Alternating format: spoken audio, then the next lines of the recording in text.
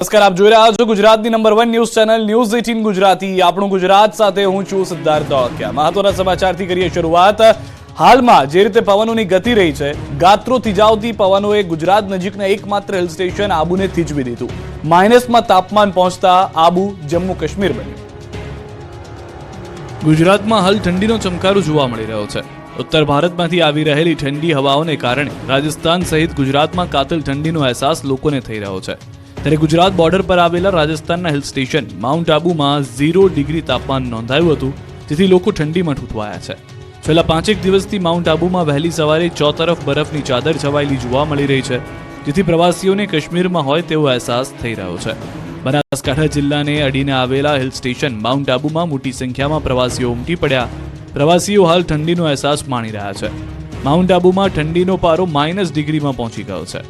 હાલ માઉન્ટ આબુમાં ચોતરફ બરફ પથરાયેલો જોવા મળી રહ્યો છે, જેથી કાશ્મીર તેમજ મનાલીમાં હોય તેવો માહોલ છવાયો છે. આબુમાં હિમવર્ષાને પગલે જાણે બર્ફીલો માહોલ જામ્યો હોય તેવું લાગી રહ્યું છે. આહલાદક વાતાવરણનો હાલ પ્રવાસીઓ લાભ ઉઠાવી રહ્યા છે. પ્રવાસીઓની ગાડીઓ પર પણ બરફની ચાદર છવાયેલી જોવા મળી રહી છે. લોકો વાહનો પર રાખેલ બરફને ઉડાડતા જોવા મળે છે. બીજી તરફ ગુજરાતમાં પણ શિયાળાએ રંગ પકડ્યો છે. રાજ્યમાં મોટાભાગના શહેરોમાં પારો ગગડીને 15 ડિગ્રીની નીચે પહોંચી ગયો છે. રાજ્યના 10 શહેરોમાં પારો 15 ડિગ્રીની આસપાસ છે. 12 ડિગ્રી તાપમાન સાથે નલિયા સૌથી ઠંડુ શહેર બન્યું છે. ડીસામાં 13, ગાંધીનગરમાં 14 ડિગ્રી તાપમાન નોંધાયું છે. હજુ 3 દિવસ સુધી આવી જ ઠંડી પડશે. 3 દિવસ બાદ તાપમાનમાં ઘટાડો આવી શકે છે. તો હવામાન વિભાગે કેટલાક વિસ્તારમાં માવઠાની આગાહી કરી છે. સૌરાષ્ટ્રના કેટલાક વિસ્તારમાં પડી શકે છે સામાન્ય વરસાદ. દ્વારકા, કચ્છ અને પોરબંદરમાં પણ સામાન્ય વરસાદ થઈ શકે છે. કોરોનાના નવા વેરિયન્ટની દહેશત વચ્ચે મહત્વના સમાચાર. અમદાવાદ શહેરમાં કોરોનાના કુલ 7 એક્ટિવ કેસ. છેલ્લા એક સપ્તાહમાં શહેરમાં કોરોનાના 7 નવા કેસ. કોરોનાના કેસને પગલે આરોગ્ય વિભાગ હરકતમાં આવ્યું. 15 વર્ષથી 60 વર્ષના નાગરિકોનો સમાવેશ. કુલ 7માંથી 5 કોરોનાગ્રસ્ત વિદેશથી ફર્યા હતા પરત. દર્દીઓના જીનોમ સિક્વન્સનું નિરીક્ષણ શરૂ કરાયું. હોમ આઇસોલેશન તમામ દર્દીઓને કરાયા છે. ઓસ્ટ્રેલિયા, સિંગાપુર અને યુકેથી આવ્યા હતા આ લોકો. આ તરફ રાજકોટમાં રફતારનો રાક્ષસ બેફામ બન્યો છે. સદર બજારમાં મોતની માફક આવી પૂરપાટ કાર. રાજકોટમાં રફતારના રાક્ષસો બેફામ બન્યા છે. રફતારના જુનૂનમાં એક કાર ચાલકે એક યુવાન અને રિક્ષાને ફૂટબોલની જેમ ઉછાળી. અકસ્માતના ખતરનાક દ્રશ્યો રાજકોટના સદર બજાર વિસ્તારના છે. અહીં રોડ પર પૂરપાટ ઝડપે કાર આવી રહી છે. કાર ચાલક કે સમજે તે પહેલા જ એક રિક્ષા અને એક યુવાનને ઉલાળે છે. કાર ચાલકે સ્ટીયરિંગ પરથી કાબુ ગુમાવતા સદર બજારમાં સીઝન સ્ટોર પાસે એક રિક્ષા ઊભી હતી, તેને ટક્કર મારી. કાર એટલી સ્પીડમાં હતી કે રિક્ષા દુકાનમાં ઘૂસી ગઈ. ત્યારે જ રિક્ષા પાસે ઉભેલો વ્યક્તિ રોડ પર જઈ રહ્યો હતો અને તેને પણ ઉછાળ્યો. અકસ્માત થતા લોકોના ટોળા એકત્ર થઈ ગયા.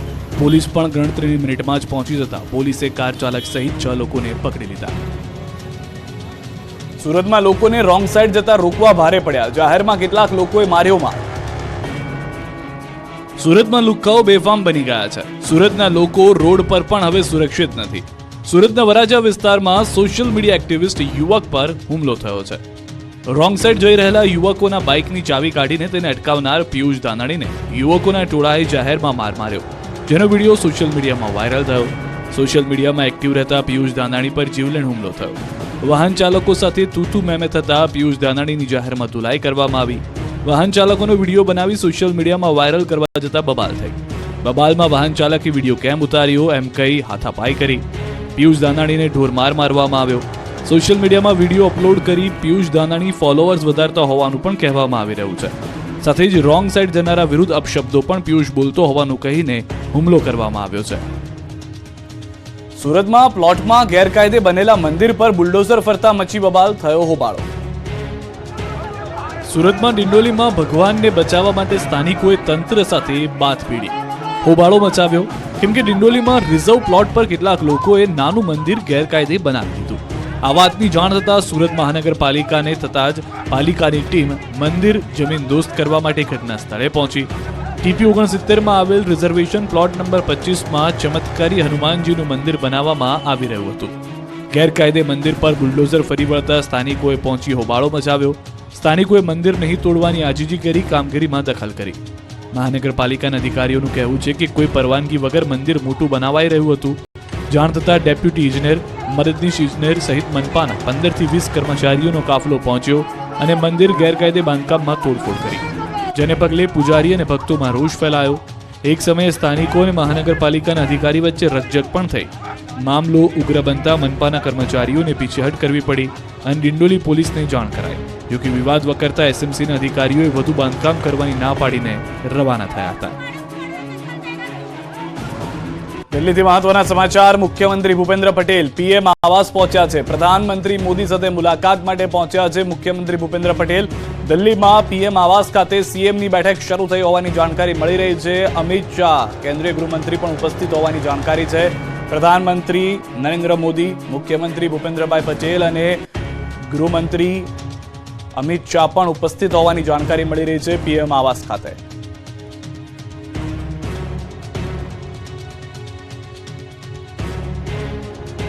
ગુજરાતમાં કોંગ્રેસના ધારાસભ્યના રાજીનામા મુદ્દે કોંગ્રેસના ધારાસભ્ય કિરીટ પટેલ થયા લાલઘૂમ. પક્ષ સામે વ્યક્ત કરી નારાજગી, હજુ મોટા ઉથલપાથલના એંધાણ.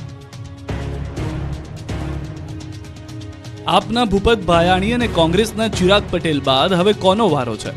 તે ગુજરાતની રાજનીતિમાં હાલ આ વિષય ચર્ચાનો બન્યો છે કે હવે આપ કે કોંગ્રેસના કયા ધારાસભ્ય રાજીનામું આપશે. આજકાલમાં વધુ એક ધારાસભ્ય રાજીનામું આપી શકે છે. સૌરાષ્ટ્ર કે ઉત્તર ગુજરાતના ધારાસભ્યની વિકેટ પડવાની ચર્ચા વહેતી થઈ છે. સતત કોંગ્રેસ તૂટી રહી છે ત્યારે પાટણના કોંગ્રેસના ધારાસભ્ય કિરીટ પટેલે પણ રાજીનામું આપવાના સંકેત આપતા કોંગ્રેસમાં ભૂકંપ જેવી સ્થિતિ સર્જાય છે. કોંગ્રેસમાંથી એક બાદ એક ધારાસભ્ય રાજીનામા આપતા કિરીટ પટેલે ગુજરાત કોંગ્રેસ પક્ષ પર નારાજગી વ્યક્ત કરી. કિરીટ પટેલે રોષ ઠાલવતા કહ્યું કે કોંગ્રેસ પક્ષમાંથી ધારાસભ્ય રાજીનામા આપી રહ્યા છે તે ચિંતાનો વિષય છે. પક્ષે આ બાબતે જાગૃત થવાની જરૂર છે. હવે જે 16 ધારાસભ્યો બચ્યા છે તેમને બોલાવી મીટિંગ કરવાની જરૂર છે. જે એમની નારાજગી હોય તે દૂર કરવાની જરૂર છે, નહીં તો ભવિષ્યમાં મોટું નુકસાન થાય તેમ છે. તો કિરીટ પટેલે કોંગ્રેસના નેતાઓ પર બોમ્બ ફોડતા કહ્યું કે કોંગ્રેસમાં તો કોંગ્રેસના જ લોકો હરાવવા ફરે છે. પક્ષ વિરોધી પ્રવૃત્તિ કરી હોય તે અંગે પક્ષમાં લેખિત રજૂઆતો ઘણી કરી છે, પણ પક્ષ દ્વારા કોઈ પગલાં ભરવામાં આવતા નથી. પછી ધારાસભ્ય પોતાની રીતે નિર્ણય લઈ શકે છે. કિરીટ પટેલે આ મુદ્દે ગુસ્સે થઈ ત્યાં સુધી કહી દીધું કે પક્ષ વિરોધી કામ કરનાર વિરુદ્ધ કાર્યવાહી નહીં થાય તો હું પણ રાજીનામું આપી દઈશ.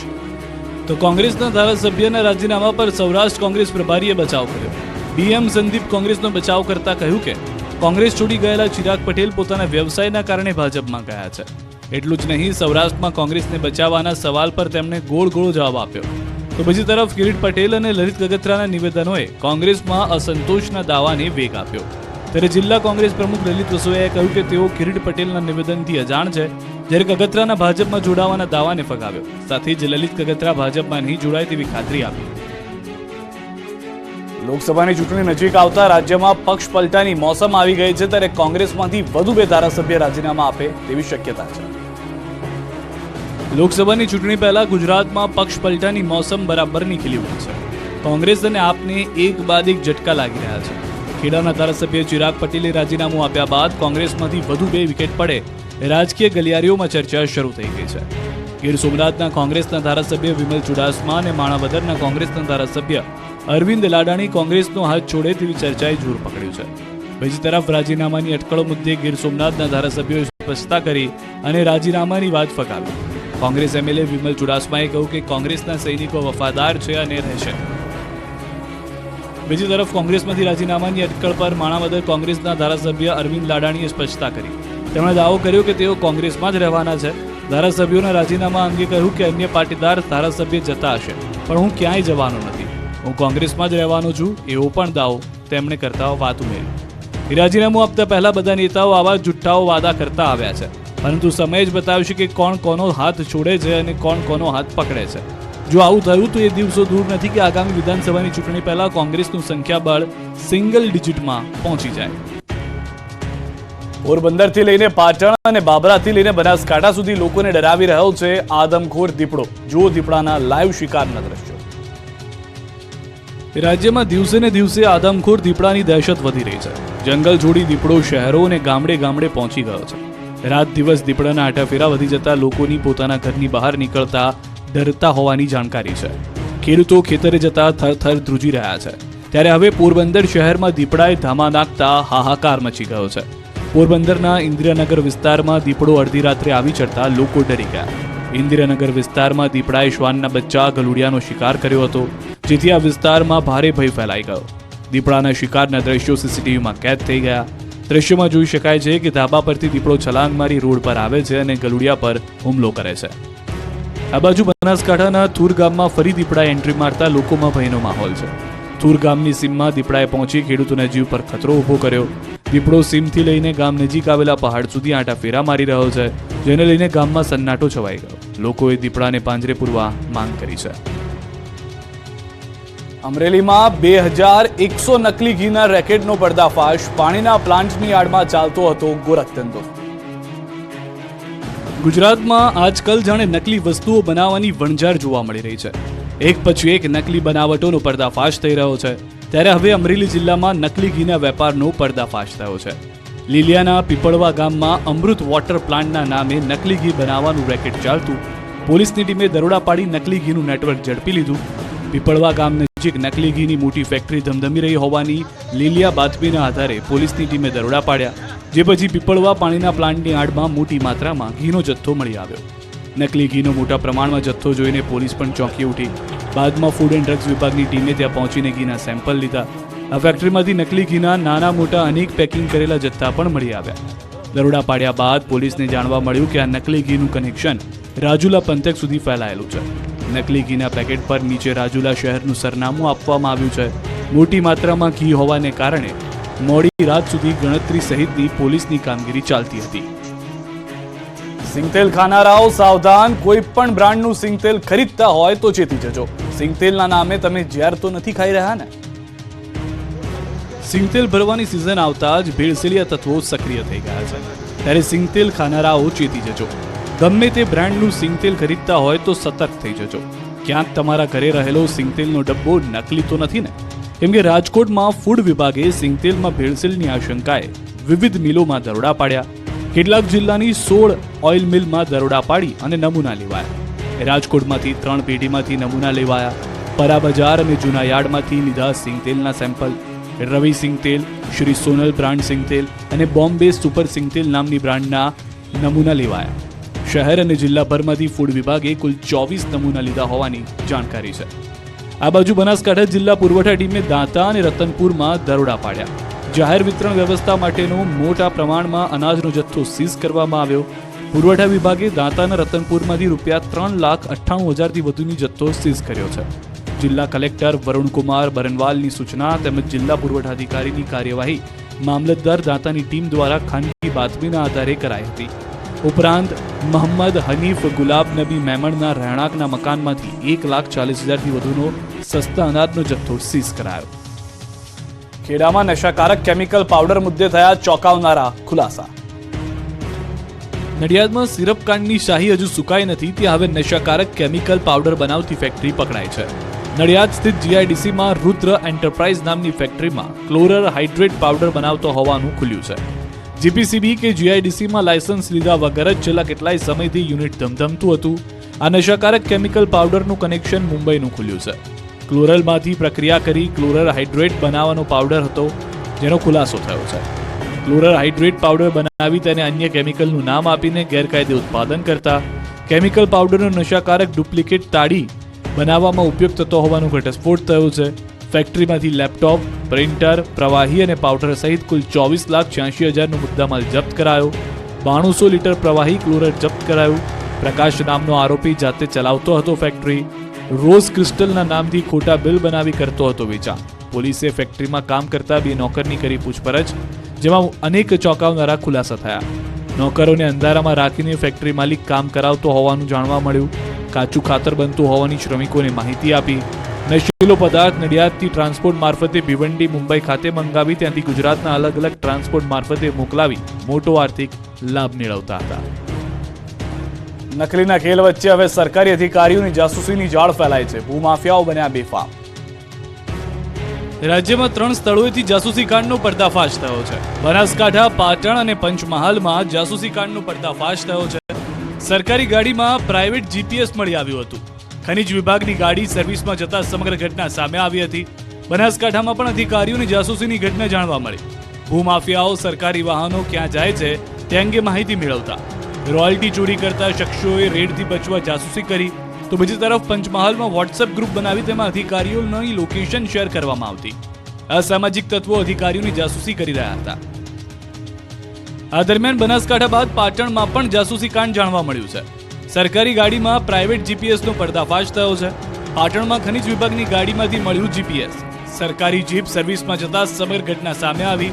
ખાણ ખનીજ અધિકારીઓએ બી ડિવિઝન પોલીસ સ્ટેશનમાં ફરિયાદ નોંધાવી. જૂનાગઢના ભવનાથ વિસ્તારમાં લગ્ન પ્રસંગમાં મહેમાન બનીને આવેલા ચોર ઝડપાયો. પોલીસે લગ્ન પ્રસંગમાંથી 2 વ્યક્તિઓને ઝડપી પાડ્યા. પોલીસે સોનાના દાગીના, રોકડ રૂપિયા, એટીએમ કાર્ડ સહિતનો 1 લાખથી મુદ્દામાલ વધુનો જે હતો તે જપ્ત કરી લીધો છે. ગત 16 ડિસેમ્બરના રોજ ચોરીની ફરિયાદ નોંધાઈ હતી.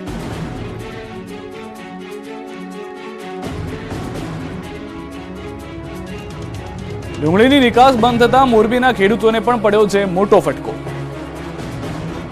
કેન્દ્ર સરકારે ડુંગળીની નિકાસ પર પ્રતિબંધ મૂકતા ખેડૂતોની હાલત કફોડી થઈ ગઈ છે. ખેડૂતો શહેર વિરોધ કરી રહ્યા છે, ત્યારે નિકાસ બંધીથી ડુંગળી મફતના ભાવે પણ કોઈ લેવા તૈયાર નથી, જેથી ખેડૂતોની પડ્યા પર પાટું જેવી સ્થિતિ છે. મોરબીના પાનેલી ગામના ખેડૂતોની હાલત કફોડી થઈ ગઈ છે. ખેડૂતોએ મસમોટા ખર્ચ કરીને ડુંગળીનું વાવેતર કર્યું છે, તેના પર પણ પાણી ફરી વળે તેવી પરિસ્થિતિ સર્જાય છે. ખેડૂતોએ બિયારણ તેમજ જંતુનાશક દવાઓ અને મજૂરી જેવા મસમોટા ખર્ચ કરીને ઊભો કરેલ પાક ઘરમાં મૂકી દેવાનો વખત આવ્યો છે. સામાન્ય ખેડૂત પાસે કોલ્ડ સ્ટોરેજની કે યોગ્ય ગોડાઉનની વ્યવસ્થા હોતી નથી, તો તેઓનો પાક અમુક દિવસોમાં બગડવા લાગે છે, જેના કારણે મોટી નુકસાની વેઠવાનો વારો આવ્યો છે. ગોંડલ માર્કેટયાર્ડમાં એનસીસીએફ દ્વારા ડુંગળીની ખરીદી શરૂ કરાઈ. ગુજરાતમાં જ સૌરાષ્ટ્રમાં ડુંગળીનું મોટા પાયે ઉત્પાદન થાય છે. ગોંડલ માર્કેટયાર્ડમાં એનસીસીએફે ડુંગળીની ખરીદી શરૂ કરી છે, પરંતુ સરકારના નિયમ મુજબ ડુંગળી ન મળતા ખરીદી કરવી મુશ્કેલ બની છે. સૌરાષ્ટ્રમાં ઉત્પાદન કરાયેલી ડુંગળી 20 mm થી 40 mm સુધીની હોય છે, જ્યારે 40 mm થી 60 mm સુધીની ડુંગળી ખરીદવા સરકારની જોગવાઈ છે. એનસીસીએફના અધિકારીઓ ગુજરાતની ડુંગળી અંગે સરકારમાં રિપોર્ટ કરશે. નર્મદા વિભાગના પાપે સુરેન્દ્રનગરના હજારો હેક્ટર પાક પર ફરી વળ્યું પાણી. ખેડૂતોની મહેનત ધોવાઈ ગઈ. ચારે તરફ પાણી જ પાણી. રોડ હોય કે ખેતર, જ્યાં નજર કરો ત્યાં જોવા મળી રહ્યું છે પાણીનું સામ્રાજ્ય. રોડ પર તો જાણે નદીઓ વહેતી હોય તેવા દ્રશ્યો પણ જોવા મળી રહ્યા છે. રોડ પર પાણી એટલું ભરાઈ ગયું કે ટ્રેક્ટરનું આગળનું વ્હીલ આખું ડૂબી ગયું. ખેતરોમાં તો પાણીના પ્રહારથી પાક ઢેર થઈ ગયો. સુરેન્દ્રનગર જિલ્લાના માળોદ ગામના દ્રશ્યો જોઈને પહેલી નજરે તમને લાગશે કે આ ચોમાસાની તસવીર હશે, પરંતુ આ ચોમાસાના દ્રશ્યો નથી.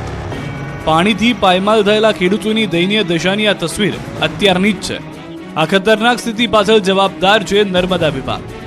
સુરેન્દ્રનગર જિલ્લાના ખેડૂતો પાણીદાર બને, પગભર થાય તે માટે નર્મદા વિભાગ દ્વારા કેનાલ બનાવી પાણી પહોંચાડવામાં આવે છે, પરંતુ તંત્રની આળસ અને કામમાં ભ્રષ્ટાચારને કારણે ઠેર ઠેર કેનાલમાં ગાબડા પડતા ખેતરોમાં કેનાલનું પાણી ફરી વળ્યું. નર્મદા વિભાગની બેદરકારીના કારણે ખેડૂતોને નુકસાની ભોગવવી પડે છે. ત્યારે વઢવાણ તાલુકાના માળોદ ગામ પાસેથી પસાર થતી બોટાદ બ્રાન્ચની મુખ્ય કેનાલમાં લીકેજના કારણે ખેતરો તરફ જવાના મુખ્ય માર્ગ પર તેમજ ખેતરોમાં પાણી ફરી વળતા ખેડૂતોને મોટા પાયે નુકસાની ભોગવવાનો વારો આવ્યો છે. અંદાજે 200થી વધુ ખેતરોમાં પાકનો સત્યાનાશ થઈ ગયો. છેલ્લા 10 વર્ષ કરતાં પણ વધુ સમયથી લીકેજ કેનાલનું પાણી ફરી વળતા ખેડૂતોની મોંઘી દાટ ફળદ્રુપ જમીનોમાં પણ ક્ષાર લાગી જતા અંદાજે 3500થી વધુ વીઘા જમીનમાં કોઈ પણ વાવેતર થઈ શકતું નથી. ખેડૂતો વાવેતર ન કરી શકતા નર્મદા વિભાગની બેદરકારી સામે રોષ જોવા મળ્યો. આ બાજુ સુરેન્દ્રનગરના ધોળીધજા રોડ પર પાણીની પાઇપલાઇનમાં ભંગાણ થયું. પાઇપલાઇનમાં ભંગાણને કારણે પાણીનો મોટા પાયે વેડફાટ થયો.